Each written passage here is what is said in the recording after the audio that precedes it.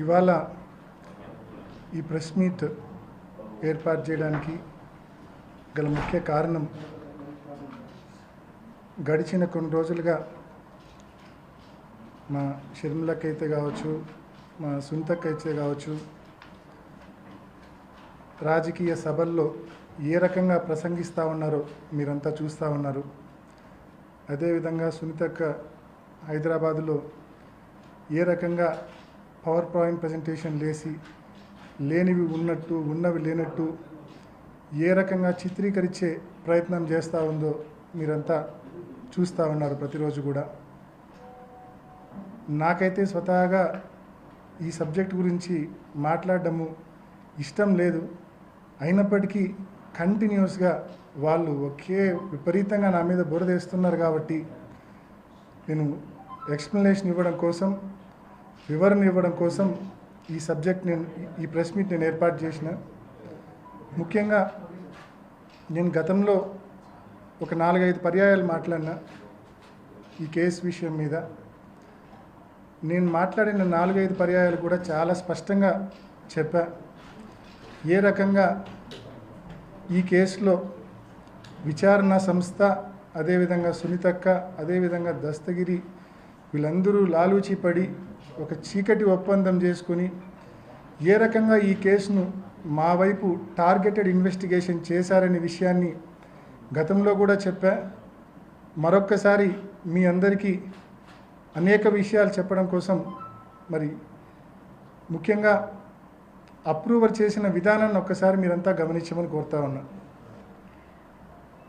July 2021లో watchman Ranganna as a eye witness 4 పేర్లు చెప్తాడు. వాచ్మెన్ రంగన్న ఐ విట్నెస్గా 4 పేర్లు చెప్తాడు. వివేకానంద రెడ్డి గారిని ఎవరైతే కొట్టి చంపారో వాళ్ళ పేర్లు స్పష్టంగా చెప్తాడు. చెప్పిన తర్వాత సహజంగా ఏ విచారణ సంస్థ అయినా, ఏ పోలీస్ అయినా ఏం చేస్తారంటే వెంటనే వాళ్ళను అరెస్ట్ చేస్తారు. అరెస్ట్ చేసి కోర్టులో పర్మిషన్ తీసుకొని ఒక 2 వారాలు కస్టడీకి కావాలా, 10 రోజులు కస్టడీకి కావాలా అని చెప్పి కోర్టులో మరి కస్టడీ పర్మిషన్ తీసుకొని వాళ్ళని కస్టడీలోకి తీసుకొని విచారణ చేసి వాళ్ళ దగ్గర నుంచి ఫర్దర్ డీటెయిల్స్, ఫర్దర్ ఆ కేసుకు సంబంధించిన సమాచారం వాళ్ళ దగ్గర నుంచి రాబడతారు. ఇది రెగ్యులర్గా జరిగే పద్ధతి. కానీ ఇక్కడ దానికి భిన్నంగా జూలై 25లో రంగన్న స్టేట్మెంట్ ఇస్తే 1 రోజుల పాటు ఏ ఒక్కరిని అరెస్ట్ చేయరు. ఆగస్టు 25వ తారీఖున అంటే 1 రోజుల తర్వాత దస్తగిరి దగ్గర పోలీసులు, సిబిఐ వాళ్ళు స్టేట్మెంట్ తీసుకుంటారు. స్టేట్మెంట్ తీసుకున్నప్పుడు తాను స్పష్టంగా చెప్తాడు, తానే ఈ హత్య చేశానని, తానే నరికానని స్పష్టంగా సిబిఐ ముందు వాంగ్మూలం ఇస్తాడు. అయినా సిబిఐ అరెస్ట్ చేయదు. ఇంటికి పో బాబు అని ఇంటికి పంపిస్తుంది. మళ్ళా 2 రోజుల తర్వాత పిలుస్తారు. అంటే అక్టోబర్ వరకు అతను అరెస్టే చేయరు. అక్టోబర్ 2021 వరకు అరెస్టే చేయరు. అక్టోబర్లో అతను కోర్టులో యాంటిసిపేటరీ బెయిల్కి వేస్తాడు, కడప కోర్టులో. యాంటిసిపేటరీ బెయిల్కు సిబిఐ నో అబ్జెక్షన్ ఇచ్చేస్తుంది. మాకు ఎటువంటి అభ్యంతరం లేదు అతనికి బెయిల్ ఇస్తే అని చెప్పి కోర్టులో కౌంటర్ వేస్తుంది. మరోపక్క అందరి బెయిల్లో అడ్డుకునే మా సునీతక్క అతని బెయిల్ని ఏమాత్రం అడ్డుకోదు. అతన్ని అప్రూవర్ చేసిన విధానం పైన, ఈ తతంగం పైన ఏమాత్రం అభ్యంతరం చెప్పదు. అతనికి యాంటిసిపేటరీ బెయిల్ రావడమే కాదు, అతని తర్వాత అప్రూవర్గా కూడా కావాలని చెప్పి సిబిఐ వాళ్ళు కోర్టులో పిటిషన్ వేసి విచారణ సంస్థ అడిగింది కాబట్టి, సహజంగానే కోర్టు ఒప్పుకుంటుంది కాబట్టి అతన్ని అప్రూవర్గా కూడా తీసుకునే కార్యక్రమం చేశారు. సో ముఖ్యంగా దీంట్లో నేను చెప్పాలనుకుంది ఏంటంటే, ఈ అప్రూవర్ చేసిన విధానం అనేది ఏ రకంగా సిబిఐ, ఏ రకంగా సునీతక్క, ఏ రకంగా దస్తగిరి లాలూచి పడి ఒక చీకటి ఒప్పందం చేసుకొని ఏ రకంగా ఈ అప్రూవర్గా మార్చుకున్నారనేది మీ అందరికీ దృష్టికి తీసుకొస్తా ఉన్నా. ముఖ్యంగా అప్రూవర్ గురించి మనం మాట్లాడాల్సి వస్తే కన్నా సహజంగా ఏ కేసులో అయినా అప్రూవర్ అంటే ఏంటంటే 306(4)A ఒక వ్యక్తి, ఒక ముఖ్యంగా ఈ హత్య కేసులో అనుకోండి, అరెస్ట్ అయ్యి జైల్లో ఉంటే జైల్లో ఉన్న వ్యక్తిని అప్రూవర్గా మనం తీసుకోవాలంటే అతను అప్రూవర్గా విచారణ సంస్థ తీసుకుంటే అతనికి ట్రయల్ అయిపోయే వరకు, ట్రయల్ అయిపోవడానికి 5 ఏళ్ళు కావచ్చు, 6 ఏళ్ళు కావచ్చు, 7 ఏళ్ళు కావచ్చు, ట్రయల్ అయిపోయే వరకు అతనికి బెయిల్ వచ్చే సమస్య లేదు, బయటకు వచ్చే సమస్య లేదు.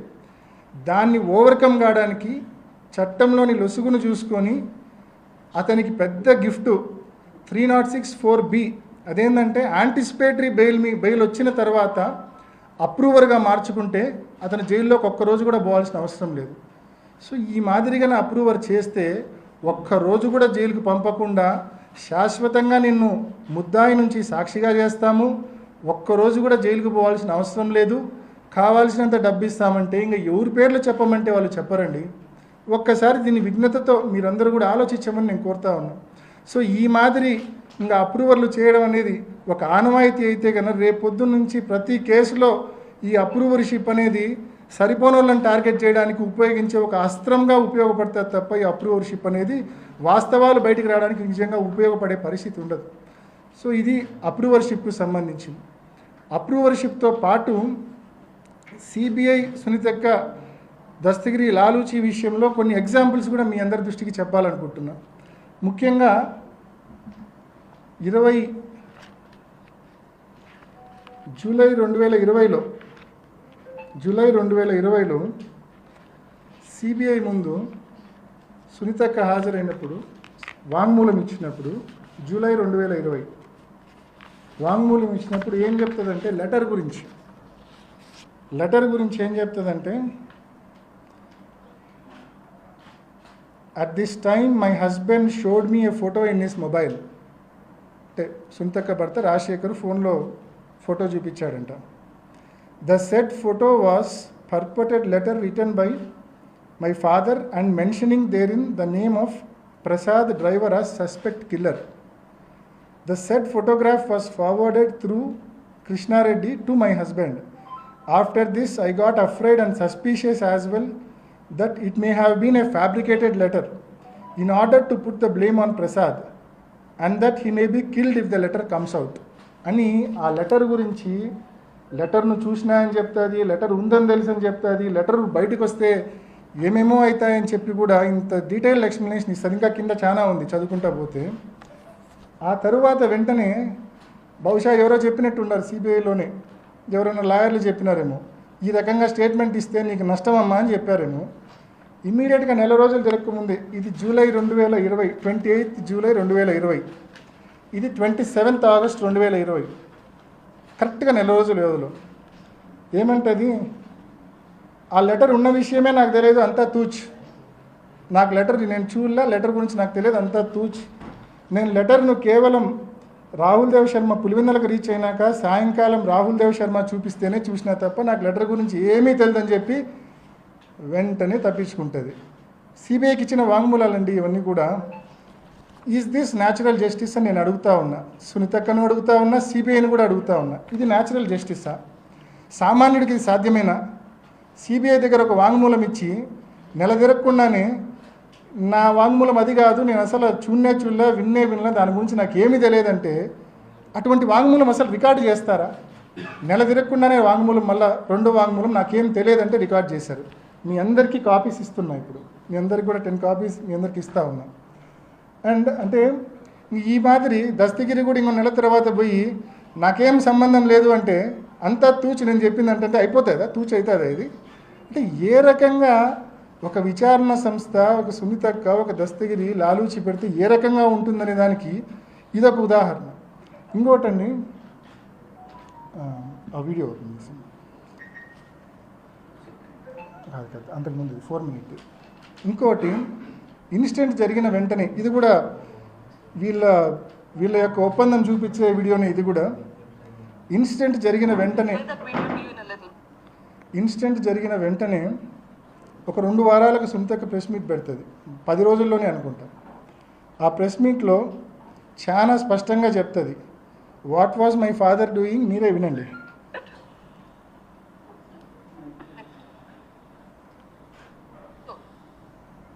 ఎందుకు ఇట్లా జరుగుతుంది? What exactly is happening behind the scenes? నాన్నగారు ఏం చేస్తున్నారు ఈ మధ్య కాలంలో? Is working very very hard. Last couple of months or years he's been working extremely hard. ఏం పని చేస్తున్నారు? Is working. అవినాష్ని ఎంపీ చేయడానికి ఏమేం చేయాలనో ఆలోచిస్తున్నారు. Is working on that. జగనన్నని సీఎం చేయడానికి ఏమేం చేయాలో is working on that. నాన్న చనిపోయింది 15th మార్నింగ్ అయితే 14th ఈవినింగ్ రాత్రి 10 గంటల వరకు కూడా జమ్మల్మడుగులో లాస్ట్ మీటింగ్ అల్లే ప్రభావతమ్మ గారితో, అక్కడ local leader, trying to convince Alle Prabhavatamma గారు ఆంటీ గారు టు సపోర్ట్ అవినాష్.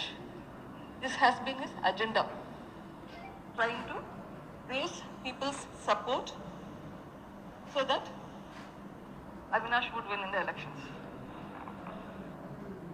మన సొంతక్క మాట్లాడింది సరిగ్గా